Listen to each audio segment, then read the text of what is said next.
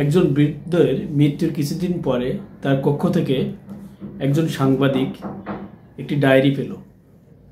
বৃদ্ধ ডায়েরিতে লিখে গিয়েছিলেন তার বিশাল একটা গল্প, এবং গল্পের শুরুতে সে অনুরোধ করেছিল আবার গল্পটি যেন কেউ প্রকাশ করে। সাংবাদিক তার অক্লান্ত পরিশ্রম করে বৃদ্ধের গল্পটি পত্রিকায় প্রকাশ করল। একজন পাঠক অনুপ্রাণিত হয়ে তার গল্প পড়ে সে আত্মহত্যার প্রচেষ্টা থেকে ফিরে আসলো। তোমার একটি বলা গল্প কখনো কখনো কারো জীবন বাঁচাতে পারে।